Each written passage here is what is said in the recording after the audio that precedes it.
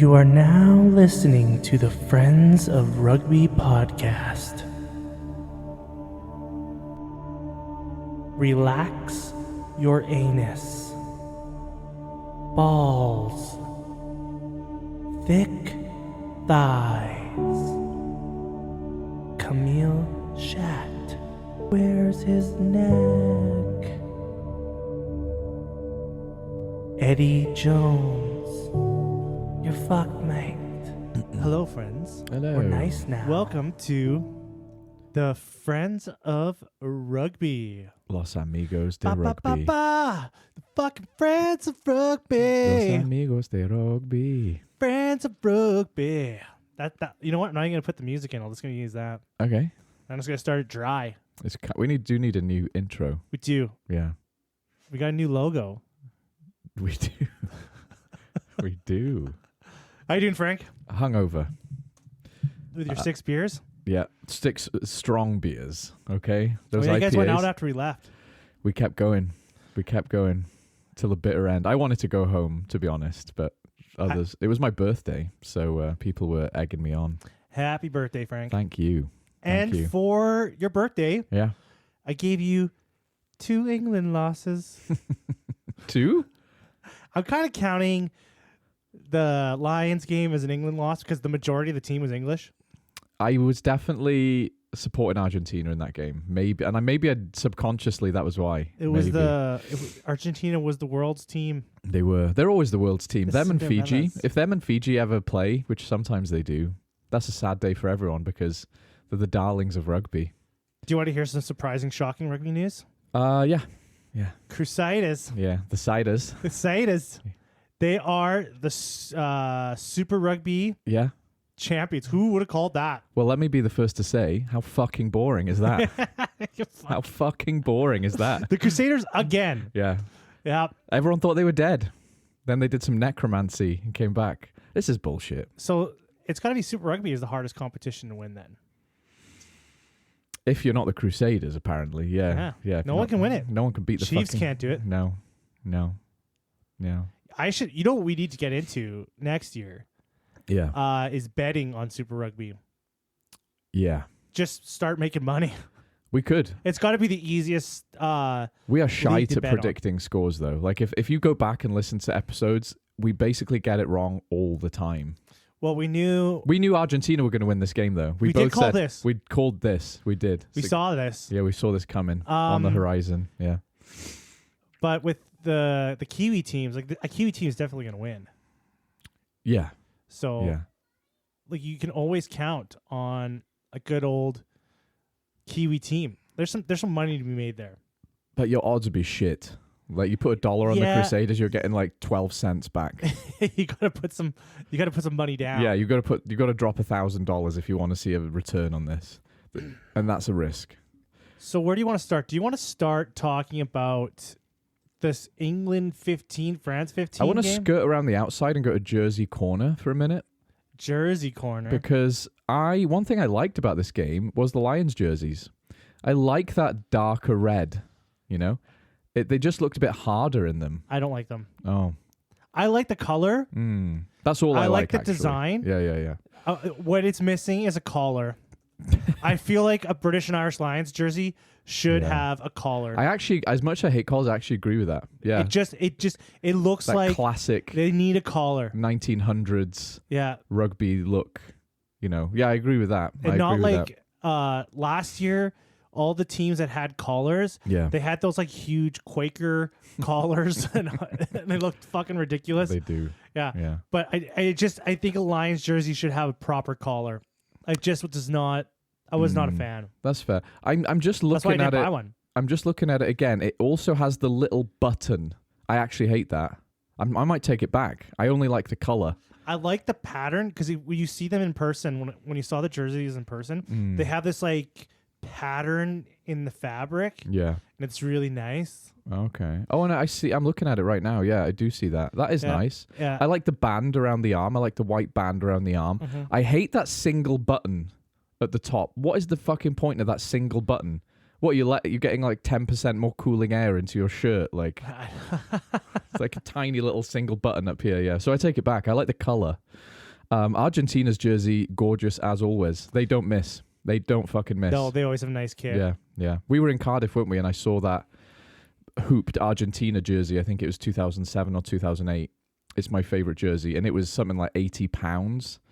And my friend was with us, and he was like, "That's a lot." And I was like, "It is a lot." I was gonna buy one. Yeah. I was gonna buy it, but it didn't have my size. They only had mediums, didn't they? And they were kind of a small medium as well. Yeah, so I was like, "Fuck." Yeah, because I saw that, and I was like, "I'm gonna buy this." Yeah, I nearly did. And I couldn't. Actually, that was a big problem when we were overseas. The sizing. Yeah. We went there at the end of the season, the rugby domestic season. Yeah. So we saw a lot of cheap stuff, but not a single fucking thing in the right size, right? No. Because it was all just frustrating. Get rid of the excess stock before the new stuff comes in. And I was ready to buy. I was ready to spend some money. Yeah, you had wads of cash in your hand, didn't you? You were a fucking pickpocket's dream on Cardiff streets, weren't you? I was just ready to fucking throw down money. You had £50 notes. I was just like, you had a stack of £50 notes, and I was like, no one's going to take them off you. No one's going to take £50 like, notes come off you. Yeah. Let me spend this fucking cash. Yeah, you're walking around with your backpack and your helicopter hat, ready to get robbed. So the almost England.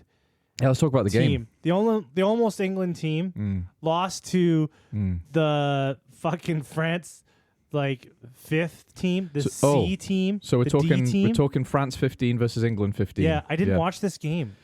I watched it on the England YouTube channel. Yeah. And I think you can even watch it back, 'cause I'm not sure I watched it live. I think it was like just, click back to the start sort of thing. I had a few things to say about this. Firstly, the England should have won that game. Like, that was basically everyone who didn't go on a Lions tour England squad. To be fair, a lot of the England squad are on the Lions tour, but whoever's left are very good players.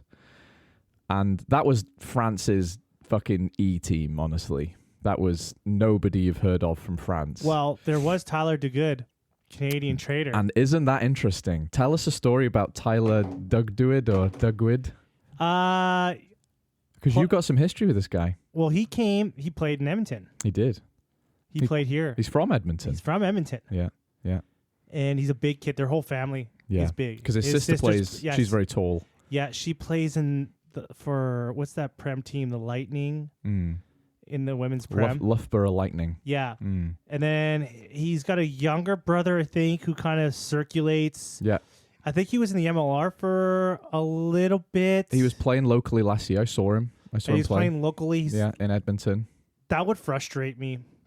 What's that? Like if like me and my brother were both like trying to go for like gold in a professional league. Yeah. And like one of us was like really successful and the other one wasn't. Yeah. That would bother me if I was the unsuccessful one. Yeah. And then your brother's just like living up like a fucking rock star. Yeah. That would like just think of your brother like being like an NHL player and then you're just like sitting here in your fucking crusty basement and, like my crusty basement. You're just like fucking. I've seen his brother play though. His younger brother who plays in Edmonton.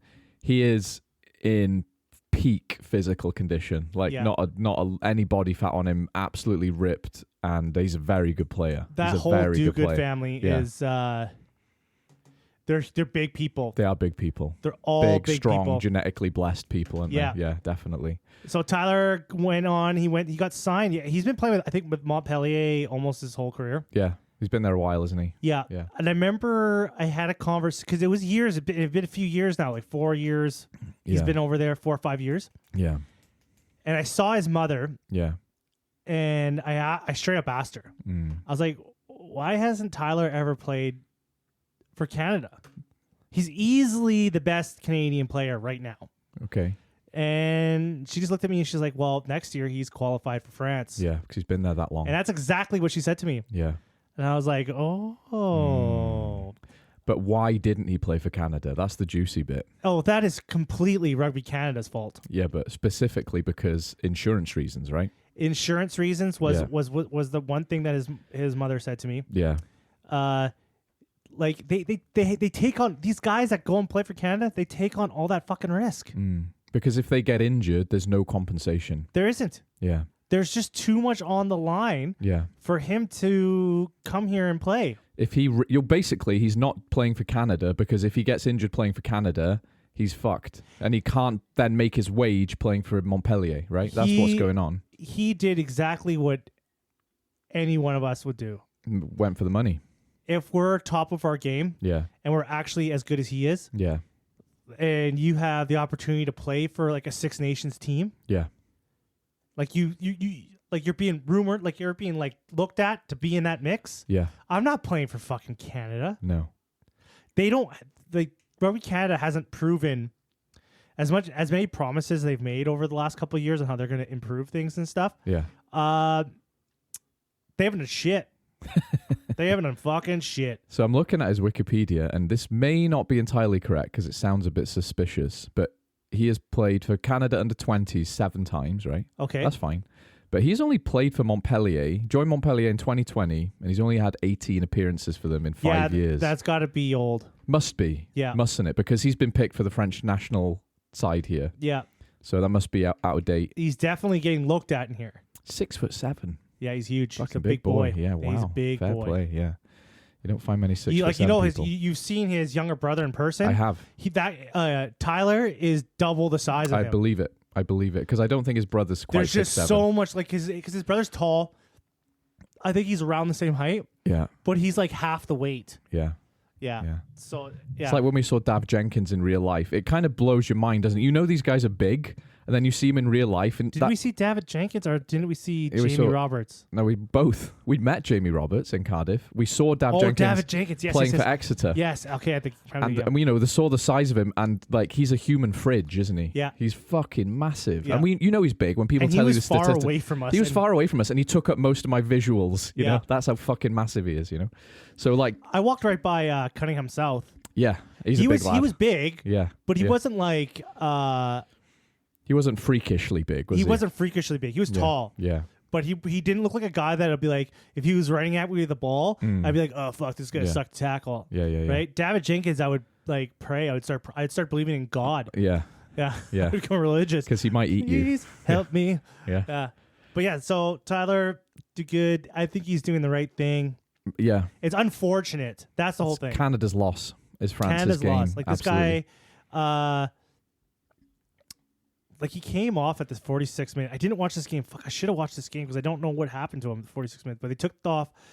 They did a big swap at 46 minutes. So there was a bit of controversy in this game, right? So first of all, Feiwa Boso, I have a bit of Schadenfreude, however the fuck you say it about this. He doesn't play for Wales. I'm slowly getting over it. But he comes on and he clotheslines a guy. He's been out for 6 months and he fucking nearly takes someone's head off. It's a red card, right? There's no debate about it. It was genuinely stupid. But then, not long after, or was it before? Anyway, Cameron Wokey, the French lock, who has been banging on the door of the France main side. He's been in the main side. He has been in the main side. I think he's a staple. He's not, that's the thing, he's not quite the first name on the sheet, right? So he's playing here in this game for the France 15, and he got a red card. His was barely, honestly, it could have been not a yellow. It could have been a penalty as far as I'm concerned. And it left a sour taste in my mouth. I thought, this is why rugby hates itself sometimes. This is why when we talk about how much rugby self-destructs, this was classic rugby doesn't know how to fucking get it right, you know? The refereeing was poor, it was inconsistent, and Feiwa Boso's was the reddest of red cards, and this was barely sniffing a yellow, and I thought, this has ruined the game for me a bit, you know? So I was kind of glad when Was France this kind won. of like to even up the odds kind of red card? That's what I'm saying. feel like It there's kind some of felt like politics that. that are playing in Yeah. sometimes, and refs shouldn't be doing that. And I think in the defense of the refs, That's completely there's speculative. so much ambiguity about what is head-on-head contact. So what was happening? Jamie George is in the ruck. He's off his feet. He's playing around with the ball like it's his fucking Lego set.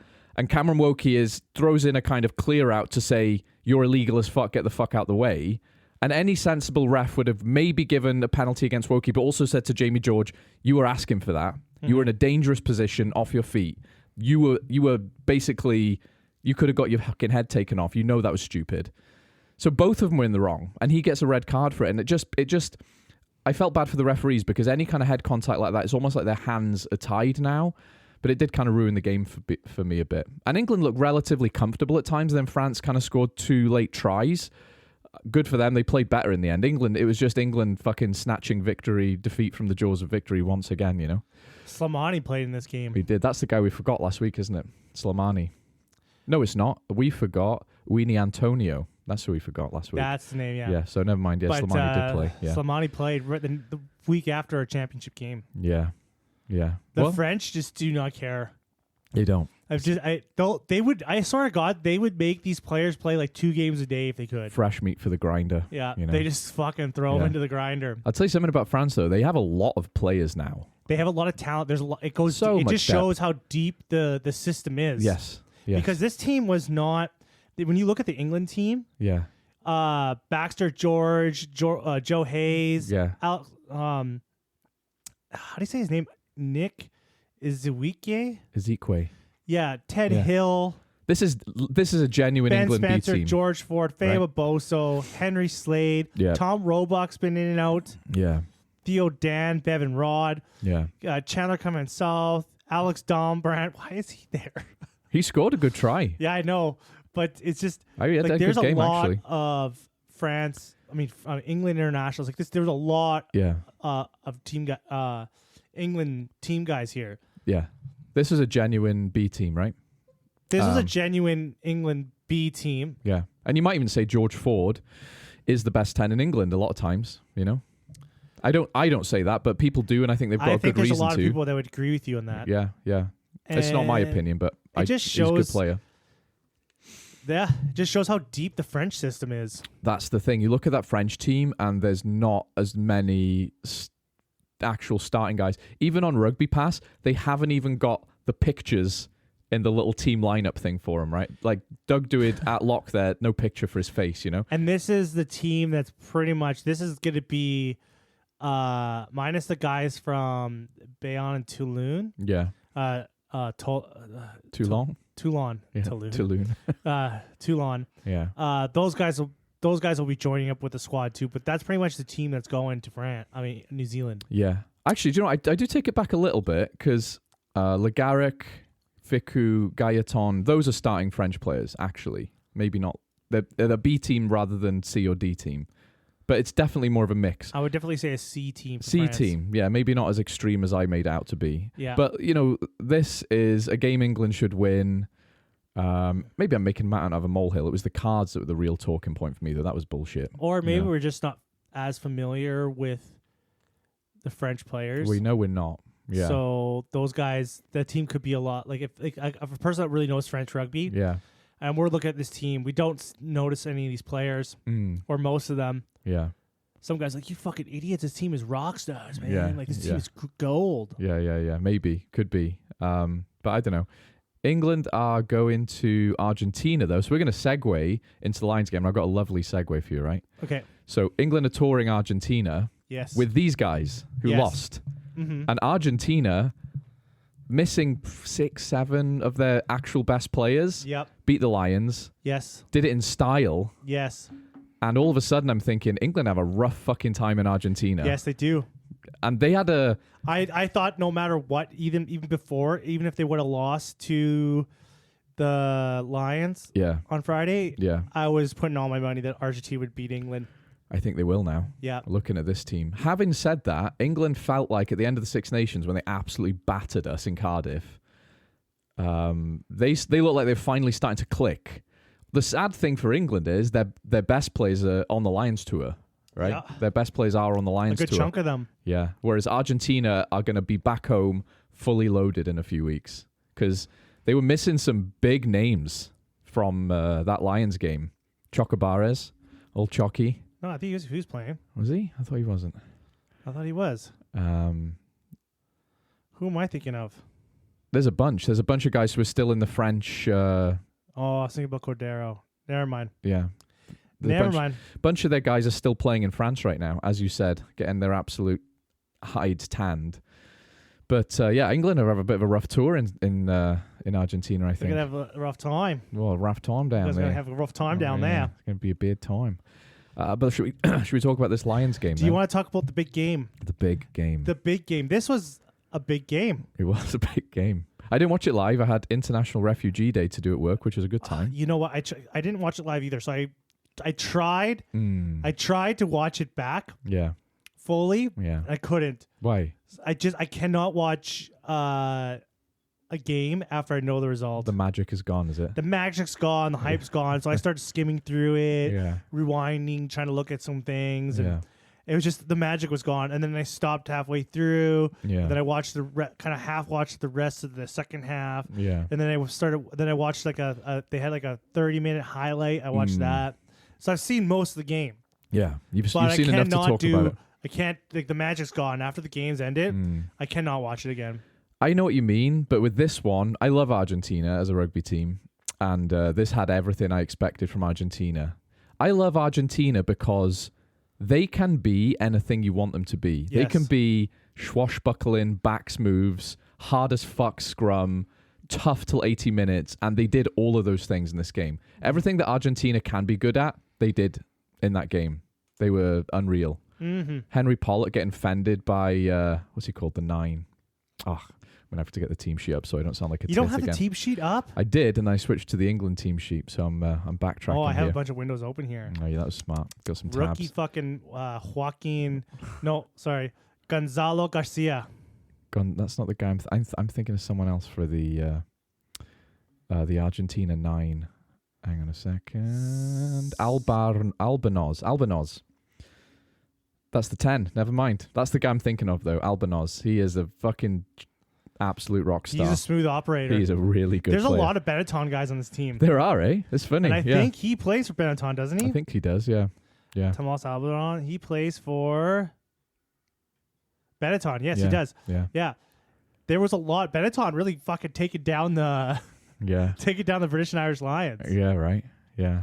Because I was when I was looking at these, I looked yesterday. I took a look at the Argentinian team. I wanted to know where most of these guys are playing. Yeah. So the majority of them are playing in the Prem. Yeah. And France. Yeah. And Benetton. Yeah. And it's working for them. That's the crazy thing. They're still like Argentina are like a nomadic team still. They got that Springboks vibe to them. You know, they really play for the jersey. Yeah, they do. They really they play for the country. Yeah, There's the passion. Yeah. Right? Yeah. They never go into a game. I think they always have something to prove. I think and it works in their favor. Wales used to be like that. We always had a chip on our shoulder because we're like the little country that's annoying and stuff. But Argentina have something different. They are the team that are always knocking on the door, but consistently proving they deserve this kind of game. They just kept the pressure on. Because let's be real about a couple things here. Yeah. Argentina were getting the worst of a lot of things, like the scrum. The scrum, they were getting monstered. Yeah, the Lions are like fucking monstering in the scrum. Yeah. I think the physicality, the Lions had the edge. Yes, they did.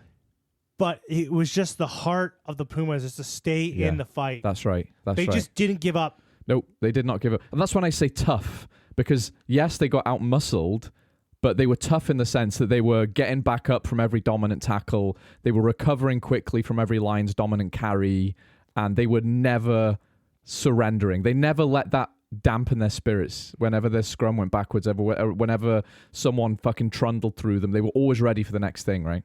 Always ready. They were tough bastards, yeah. How big of a win do you think this is for Argentina? That's the thing. They always seem to have something to prove, but to me, they've proved it because they beat New Zealand, South Africa, and Australia last year in the whatever they call it, the Tri-Nation Wizarding Tournament Cup or something. Champions Cup. Thank you, Champions Cup. Yeah. So they always prove it, but then every now and again, they will lose a game which really disappoints you. I.e., that one you watched in the World Cup where New Zealand just swatted them away in a Rugby World Cup semi-final. They just were like, no, get out of the way. So every now and again, you expect that because they are a nomadic rugby team. They don't have a professional team where all their players can come together. You don't expect them to be that consistent. But when they beat teams, when they take big scalps, you're kind of surprised. But I don't know why we're surprised. So I knew they would win this game, actually. You should be surprised because of the whole setup. Yeah. How the players are like scattered. Yeah. Right? They got to collect them from like 19, 20 different teams. Yeah. And they put together a team. Yeah. They slap them together. And they're amazing. Like this team was only together this week. Yeah. that was their advantage in this game, because people will say things like, oh, the Lions are undercooked, they haven't played together. The Pumas haven't played together in 7 months. They're in the same situation in terms of preparation time together, right? Exactly the same. What Argentina have over the Lions is that jersey means a fuck lot more to them than, a Lions is an honor and a privilege, but it's not the same as playing for your country in terms of the pride and passion, right? It's not quite the same. So Argentina had that extra motivator. And it's also Andy Farrell's fault. He picked too many English players. Yeah, let's talk about the Lions team and their individual performances a bit then. Well, let's just do something here too. Okay. We'll go through the team. Oh yeah. And then we're gonna agree or not. If these guys have taken themselves out of the running or still in the running. Okay. Hold on here. We're doing like a little Lions stock market, are we? Yeah. Okay. And we're gonna go a little Frank. Okay. Okay, so Ellis Genge. Oh, he was good. His stock is up. Yeah, so I'm gonna say he's still in it too. Yeah, he's in. Yeah, he had a good game. Yeah. How about Luke Cowan-Dickey? Cliche to say by now, but his throws were poor. He didn't have a good game. I thought he kind of disappeared in the games. He's a little bit absent in the. He had that. He had that at the first one where he had that try that he dropped. It wasn't really his fault. No. It was a good try. I'm going to say he's kind of out of the running. I think so too. Particularly when you've got Dan Sheehan to come in. So yeah.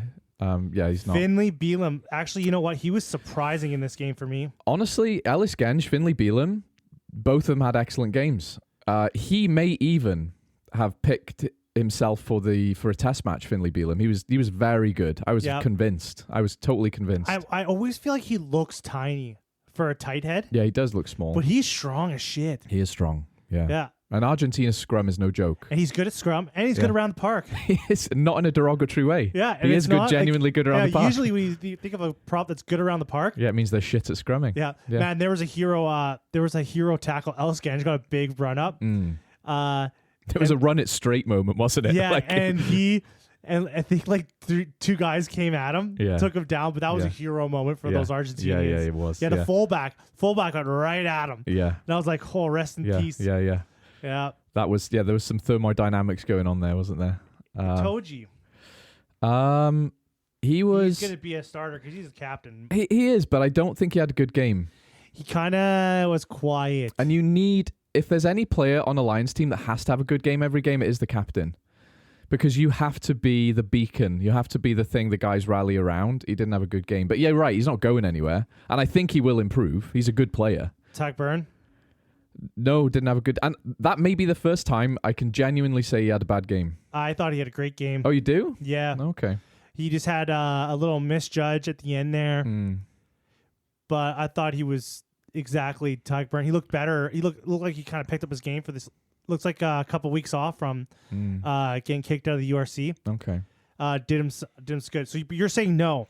And the problem is his croc roll penalty right at the end. Yes, that you remember that much more than all the good stuff he did, and I definitely have that bias in my head. You know. You know what? He's him taking dumb penalties is not really his thing. That's what I'm saying. My standard for Tyke Byrne is so fucking high. He's like Justin Tipperick for me. It's like it's a surprise if he makes a mistake because these guys are that good. So his bad game is probably a great game for someone else, but still a bad game for me. But I do think he'll be in the test squad because he can play lock or six. He's versatile and he's good. Tom Curry. Tyke Byrne and Tom Curry, just remember this too. Yeah. They both played the full 80 minutes. They did. No, Tyke Byrne came off at the end. Oh no, he didn't get subbed off though, did he? He just looked fucked up. Yeah. Tom Curry, I always have a thing with the Curry guys. I don't see it. I think they're good players. They remind me a bit of Chris Robshaw in that they do a lot of good things, but not enough X factor things. Very physical, but I think as soon as you bring in someone like when you bring in the quote unquote real back row for the Lions, I don't think he's in the squad. And I'm thinking guys like Josh Van der Fleer, Jack Conan, they're the back rowers that were starting. You know? Right now, I'm gonna say he's still in the running for a start for being in the test team. What do you think? Do you know what? You're probably right because I don't get it right with the Currys. I may be biased against them or something. Everyone else seems to think they played well. I'm the same way. I don't really rate him much. I think he disappears in games. Yeah. Guys think he's incredible. Yeah. The thing is, Tom Curry, for me, he has really good games and he does stand out, but those are like few and far in between in my eyes. Exactly the same. Like, I'm not saying he's a bad player. I just don't see enough good stuff sometimes. Jack Morgan. Mixed bag. I thought he's trying to do too much. He was trying to work too hard. I think he had a point to prove or something. A few offloads he's kind didn't of the come odd off. man out, like, because he's like one of the only 2 Welsh guys on the team. Yeah, so there's a big spotlight on him. Yeah. So I'm gonna say he's still in the running. I do too. I didn't think he had a bad game. I think it was mixed. Do you think Tom Curry's still in the running or not? I do. Yeah. I do, but not because I want him to be. But like I said, Ben Earl. Bit anonymous. No, do you know what? He had some good runs, and he's a fast back rower. Yeah. He's a fast back rower. But to be honest, as soon as Jack Conan's in that squad, I don't think we're going to see him again. I just don't think there's a place for Ben Earl in the starting team. That's the best way to say it. He's not bad. He's not good. When you're talking about these other guys, I just don't think he's on a starting team. Why I'm umming and ahhing so much about the back row is the balance was totally wrong. Ben Earl, for me, isn't an 8. He's a 7. Tom Curry is big enough to be your 8. And Jack Morgan actually would make a good 6. I think if you switch those guys around, that's a better back row combination. I think it was a bad choice to put all of them in those positions. But I'm going to make a crazy thing here. I'm going to say no for him. Yeah, I'm going to say no for Ben Earl. I don't think that's crazy. It's nothing against him. I think there's other guys who have already got better pedigree, I guess. But I like Ben Earl. Alex Mitchell. No. Yes, out. I agree. Out. Yeah. I think after this game, he kind of... Too slow. He's too slow. He is too slow. Yeah. He is fucking too slow. And he doesn't offer enough in terms of sniping or being involved in a backs play to make up for that. He's also ugly. Oh, wow. You know what, though? When him and Finn Smith played well together when Northampton won it, fuck me, I was such a big Alex Mitchell fan. He hasn't had a great season for me. He's slowed right down. So it's no. He looked good when we saw him live. He did look good. He was, yeah. Different motivation. Finley Smith. Yeah, not bad. Could have. His kicks weren't as good as I've seen them be. I think his kicking for territory wasn't as good as it could be, but taking up to the line, being brave. I think he was just outplayed by your man from Betterton, Albornoz, to be honest. Albornoz. I feel like Finn Smith and Finn Russell are going to be the 10 tandem. Yeah, he's the bench 10. Finn Smith is for me. Yeah. He's the bench 10. All right, Duhan van der Merwe. You know what? I'm finally starting to agree with you. He had a bad game. I don't see it. I really think this is a game that a lot of fans. He got found out. He got found out. He did. They knew to not give him any space, when you don't give him space, he's not a good winger. If he doesn't have the ball in his hands, he's kind of fucking useless. He's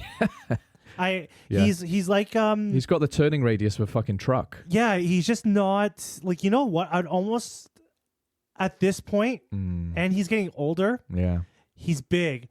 I don't think he belongs on the wing.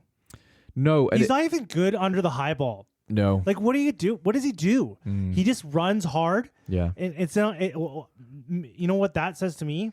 He should be a center. This is the thing. The problem we had in Wales when we had George North and Alex Cuthbert, it was the same thing. There were such big blokes. When they started to slow down, everyone was like, put him in the center. But it is a difficult switch. Like, Duhan defensively, I don't think could play 13. A really good example of a player that kind of reinvented himself from the wing to the centers is Reiko Ioane. Yes. Yeah. New Leinster player. New Leinster boy, Reiko Ioane. Yeah. Totally reinvented his game. Yeah, he did.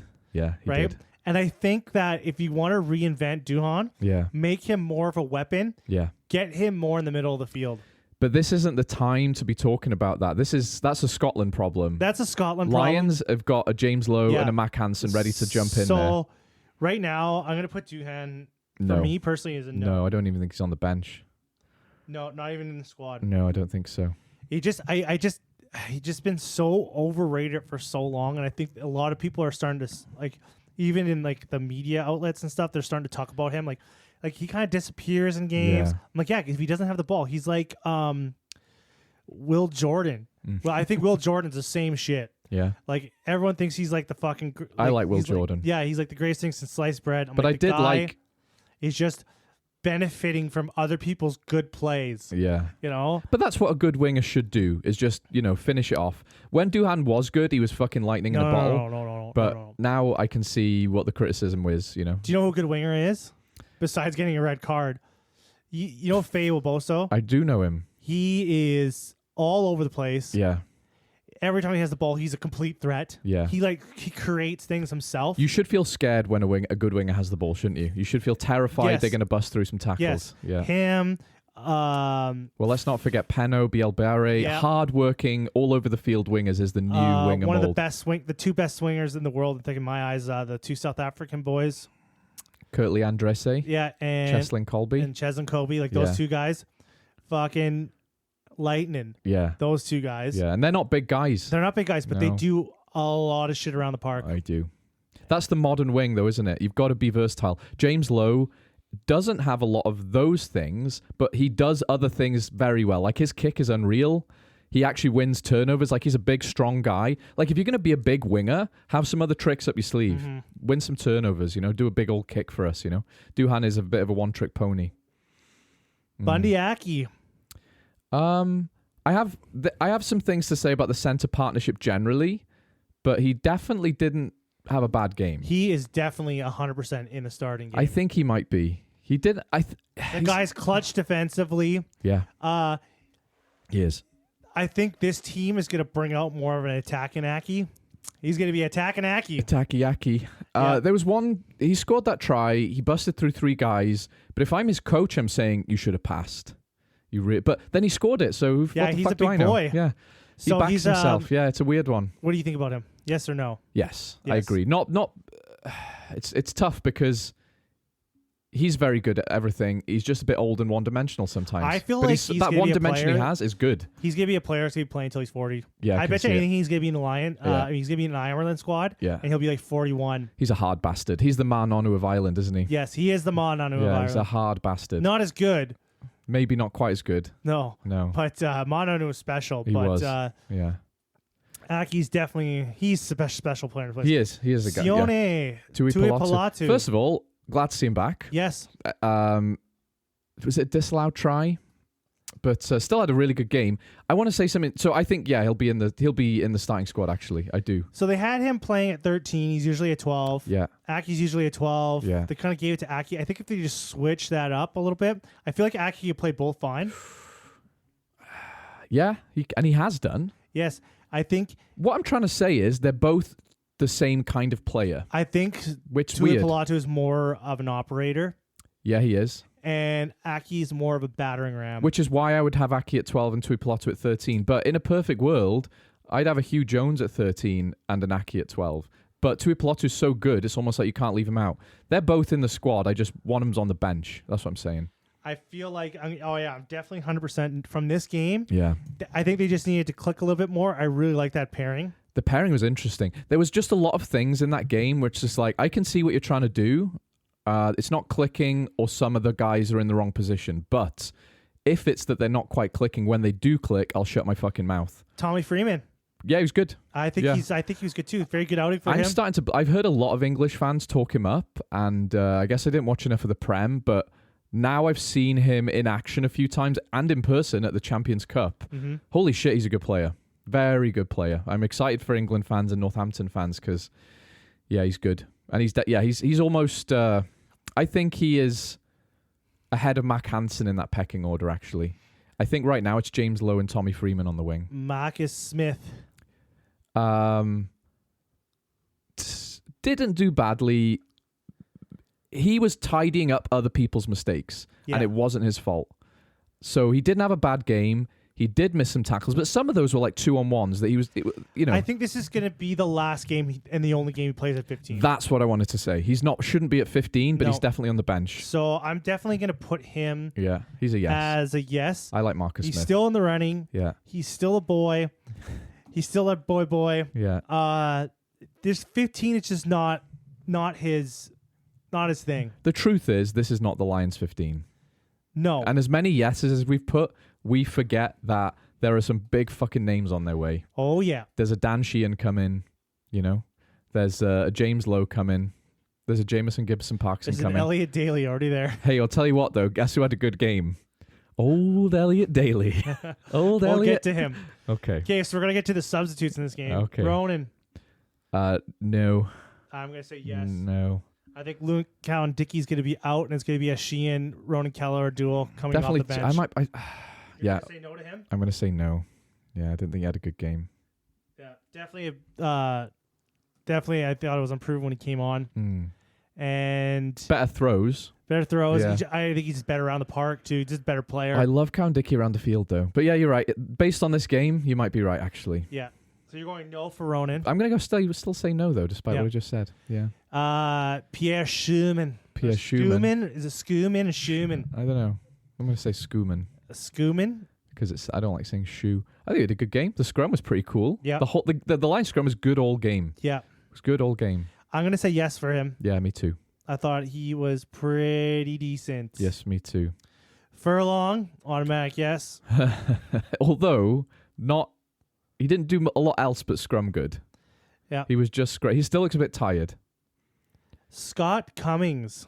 Just not enough time. I think he came on and right at the end. I think it maybe 10 minutes. So just, I don't know.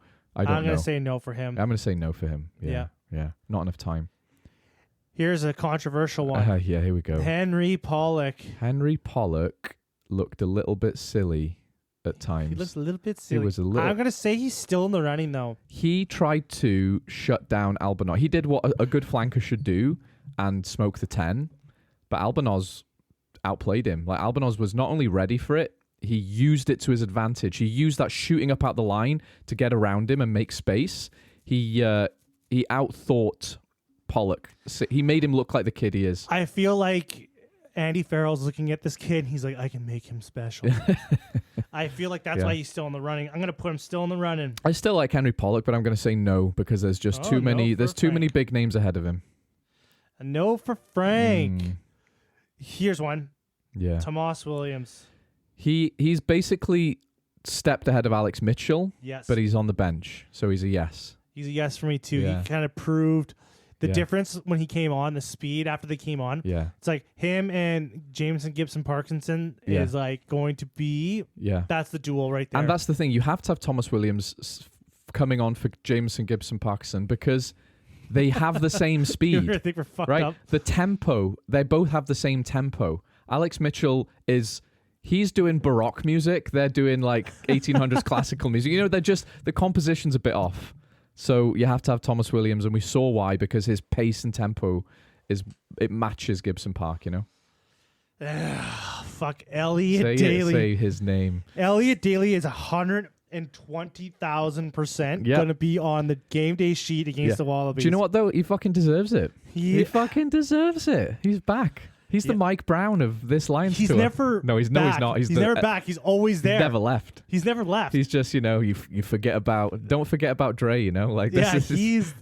Fuck. Yeah. I feel like there's got to be someone better, and there isn't. Fuck, it isn't. There isn't. He is an extremely versatile player. Fair play to him. Yeah. You know? Not the clutch player that you'd want. He kind of is, though. He kind of is. He's not the clutch player that I think would be a clutch player. That's right. But he is a clutch player. The Lions have got seconds to lose to win, and he puts that ball on the 50-meter line, slots a kick. He's got from 60 meters out. He's got a boot like a fucking cannon, and it just struts off, and it was like, "See you in 4 years, bitches." They're gonna have him and James Lowe on the wings. Oh. And it'll be good. And they're just with their cannon boots. Yeah. Fucking firing balls down. Yeah. Just absolutely pinning people. They're both big dudes, too. Yeah. They're both very similar wingers. They are, actually. Yeah. They can play around the field pretty well. Yep. Yeah.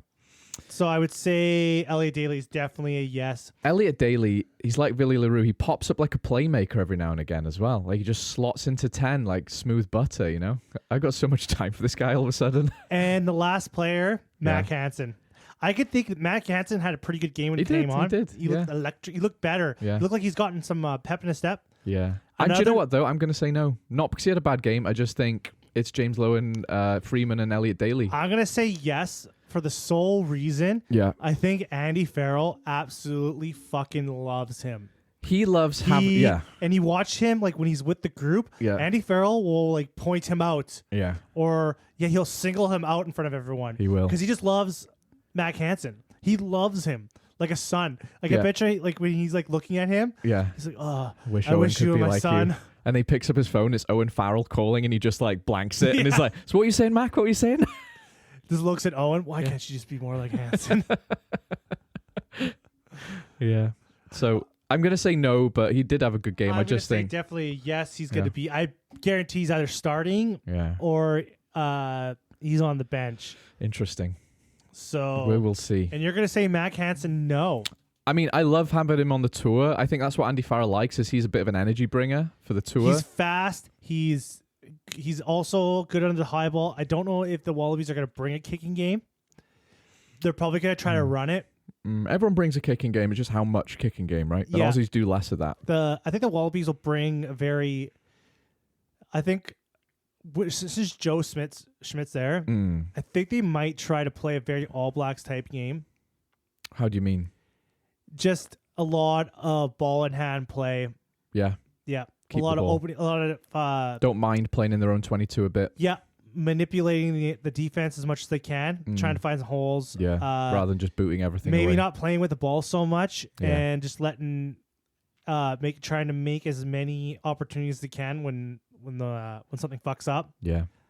I could be completely wrong. No, I know Joe Schmidt's a very controlling, structured player. Yeah. But he's been with the All Blacks so long, and he knows how to be successful. He knows how to play to team strength, even if he does control it very strongly. And he knows how the Lions players are going to play. Yes, he does. He knows he knows a Northern Hemisphere team. Yeah. And he knows how a Southern Hemisphere team usually slices that open. Well, let's not forget, he has coached the majority of that island team, and the majority of that island team are going to be starting in that Lions test. Yeah, I don't actually. I think it's not too many Irish guys. Maybe not Finlay Beelum. No, but I think everyone else, like Porter Furlong, Jameson Gibson Park, Aki Lowe. There's a lot of them. So. Yeah, so right now we have Luke Cowan-Dickey is a no. That's what we both do. Ben Earl, we both said no. You said Tyke Byrne, no. No, I didn't. Take that back. I'm wrong. Okay. He's a yes. No, I said he had a bad game. He's definitely in the squad. Yeah. Okay. Alex Mitchell, we both said no. Yeah. Duhan, we both said no. Yeah. Scott Cummings, we both said no. Henry Pollock, I said a yes. You said a no. I said no. Mac Hansen, I said a yes, and you said a no, like a crazy person. But yeah. Yeah, I just think this felt like a warm-up game for the Lions with not a lot of their starters. Not to take away from Argentina, that's who still fucking love them. Like, those are still the best players in Northern Hemisphere. Every single one of them is a world-class player. So Argentina has this is embarrassing for the Lions. It's a bit embarrassing, isn't it? It is. Yeah. Especially how the two teams were both slapped together. Yeah. But the quality of players, these are the best players. Yeah. In the Northern Hemisphere. Yeah. Minus the other group of best players. Yeah. A lot of these guys can be in the starting team. Any one of these guys can be in the Wallabies test squad. Yeah, that's true. Regardless of what you and I think. Yeah. This is the best of the best. Yeah. And Argentina to win that, and for the Lions to brush off Argentina as a tour spot. Yeah. Really, come on.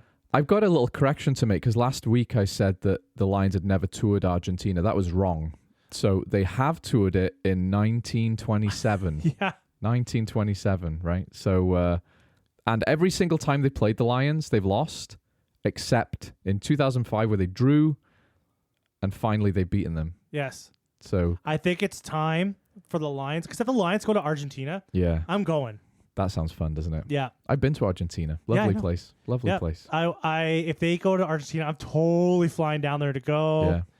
Yeah. It would be a great tour spot. Yeah, lovely steak in Argentina. And the Argentinians would be up for it. Yeah, they would. Yeah. I would love it. Yeah. Okay. Do we have anything else in the rugby news? Well, you know what? Just generally speaking, it was a bit weird being straight into big game. It was. We kind of got rushed into it. So this should be like a fallow week almost. This should be like a bye week. So I'm a bit like, I was ready to not have a lot to talk about, and actually we had a lot to talk about again. Big news. I don't know why you get like scared. I'm not scared. I was scared. calmly expecting to have a polite conversation about Wales losing to Japan. What are we gonna do? I'm fine. I'm chill. I just thought this was like the school holiday week. You know, we could have took a break, but rugby just won't leave us alone. Next Saturday at 1:00, top 14 final. You gonna watch that? Toulouse Bordeaux. I'm gonna watch that. I don't know how. I don't know how. Dodgy stream. We're going to have the dodgy stream that. Yeah. Japan 15 take on the Maori All Blacks. Yeah, South Africa. This is the game I want to watch here on Saturday. South Africa versus the Barbarians. Oh, I didn't know about that. Yeah. Oh, how did I not know about that? That sounds like a good game. So rugby is going fucking nowhere. Yeah. And that's going to be an awesome game. And then the British and Irons take on the Western Force. They do. Next week. They do. So I'm going to be excited to watch that one. Do you remember the 2013 Australia tour?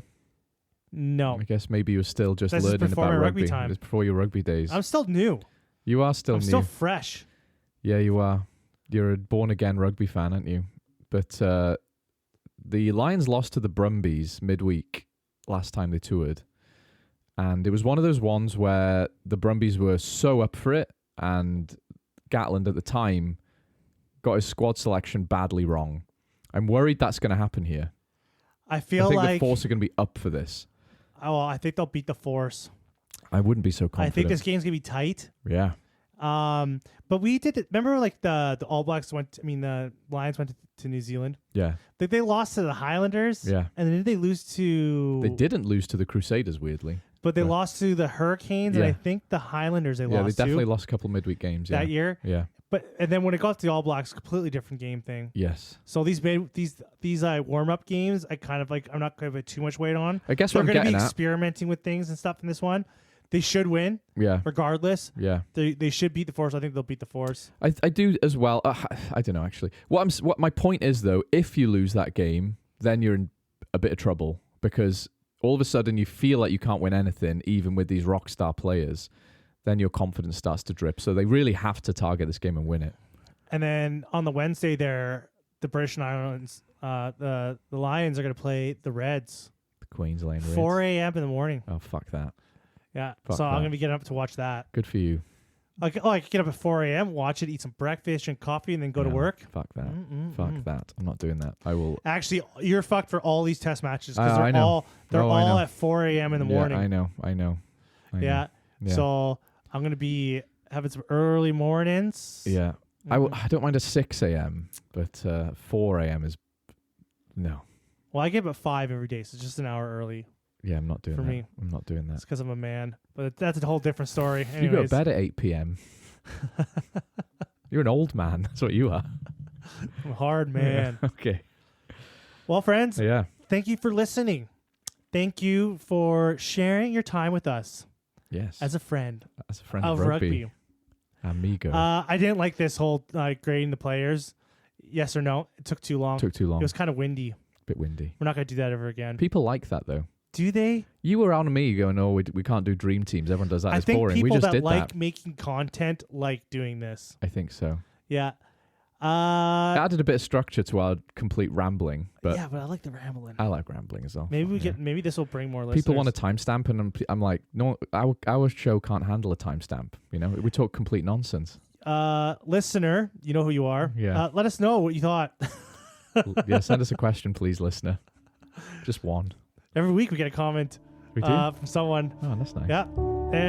Our loyal fan. We do it just for you, bud. Yeah. Have a good one, folks. Okay, see ya.